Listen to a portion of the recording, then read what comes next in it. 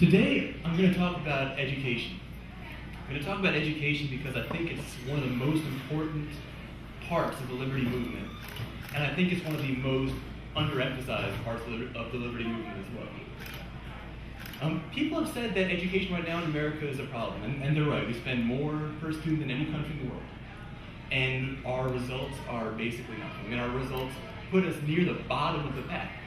If you look at the actual results of it, if you look at the actual tests, what's interesting is it seems that from middle school to high school, we're actually doing better, because in middle school, we're behind Japan and Korea and a whole bunch of other countries, but at the end of high school, we're actually not. It seems like Japan's not even on the list. And the reason for that is in Japan, high school only goes up to 11th grade. So we're not even, the stats that we're getting about that aren't even including our biggest competitors, Japan and Korea.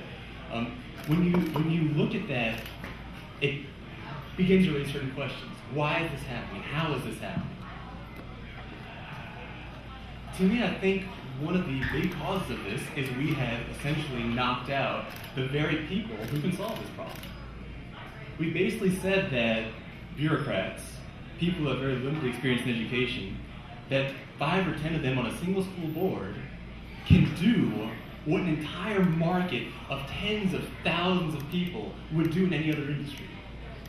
I mean, in the last 30 years, we've gone from Pac-Man to Halo 3. And in the last 30 years, our education system has gone either sideways, if you want to give them the benefit of the doubt, or if you want to be objective, it's gone straight down. So one of the dangers of that in the modern era is that we're dealing with a different type of economy. We're dealing with an economy where essentially anything can be outsourced.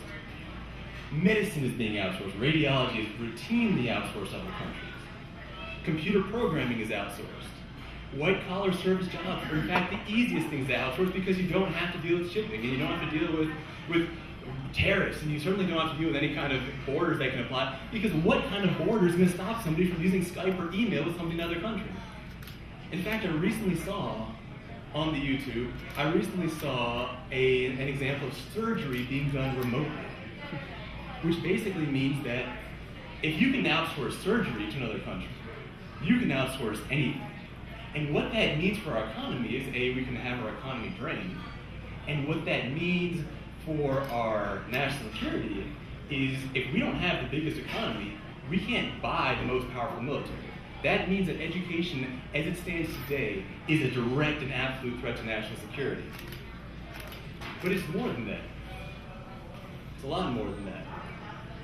You see, one of the most dangerous things that you can have in the world is an uneducated democracy.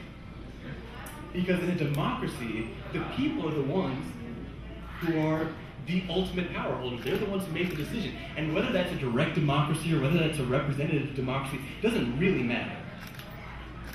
For example, an uneducated citizenry might not know about the story of Socrates, who was condemned to death by the state of Athens for corrupting the youth of Athens. And the reason that they thought he was corrupting the youth of Athens is because he was corrupting the youth of Athens. He was making them think for themselves. He was challenging them to think for themselves, challenging them to challenge the sort of ideas that they've been inculcated with through the state, through their education. And for that, he was put to death. Because like any great teacher, like any great leader, Socrates realized that the gains of the individual are sometimes going to come at the expense of social stability. And for a society to move forward, that's just part of the thing that we need to have. See, an uneducated democracy might not know about the story of Galileo, who was first excommunicated, then threatened, then placed under house arrest for challenging the notion that the Earth was the center of the universe. Or they might not know the story of Copernicus, who had something similar. They might not know that James Joyce, one of the greatest novelists of all time, had his work banned from America for violating obscenity laws. They might not know the story of Lenny Bruce, one of the greatest comedians of all time, who himself was prosecuted and bankrupted via obscenity laws. See, they might not know that.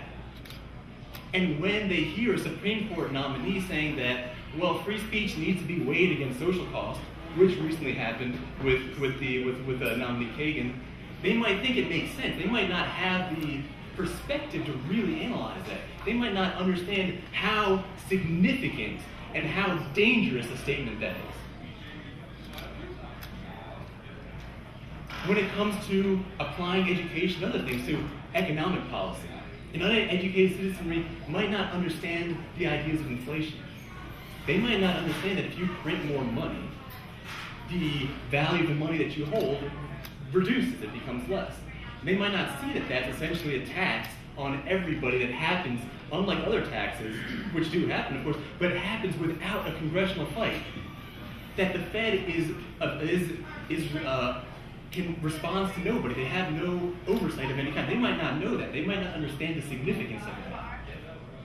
Or when it comes to more fine-tuning things, they might not understand the way that tax breaks, very specific tax breaks, are actually, when you really analyze them, are there to prop up the financial sector.